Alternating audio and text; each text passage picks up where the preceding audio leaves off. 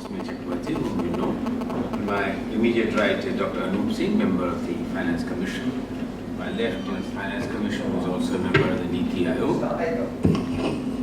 And on the extreme left is Mr. Arvind Mehta, the parameters on the Sustainable Development Goals, except that perhaps on educational outcomes and on anemia in children, I think that they can improve the record a little more to make it approximate to the national average.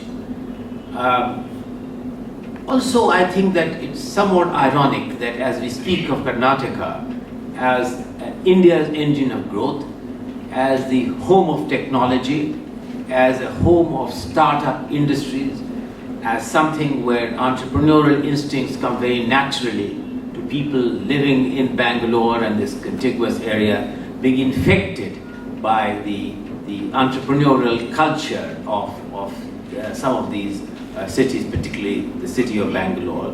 Nonetheless, I think Karnataka presents an irony in some ways that with per capita income of Karnataka being significantly higher than the per capita income of India, nonetheless its poverty numbers are unacceptably high.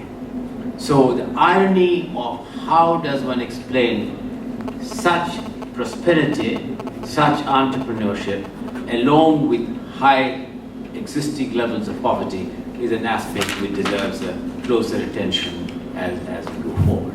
In a sense, therefore, many have said that there is not one Karnataka, there is two Karnataka.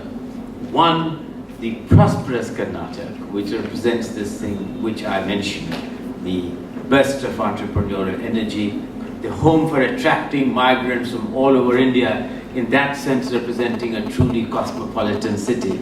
But alongside with it, a Karnataka which is far less prosperous and which really demonstrates how intra-state disparities can mask really the overall performance. And that's an area I think that which deserves closer attention as we go forward.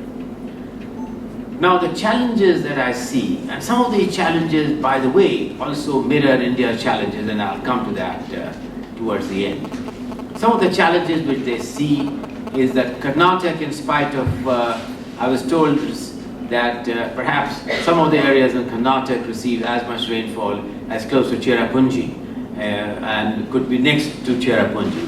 Yet it has has 8 years of drought in 10 years.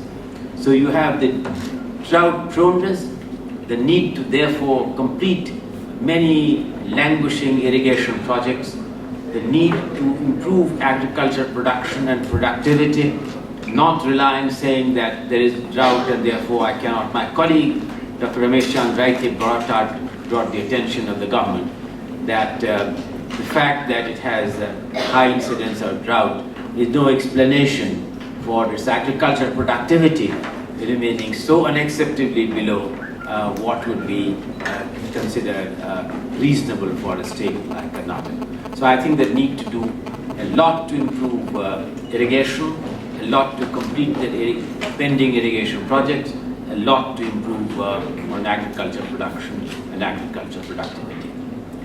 They argued with the Commission that notwithstanding its proneness to frequent droughts, the resources which they had received from the last Finance Commission, particularly for the National Disaster Management Fund and State Disaster Management Fund, was below what Karnataka would deserve, considering the fact that it has been prone to successive bouts of drought. We will certainly look into this with the sympathy which this deserves.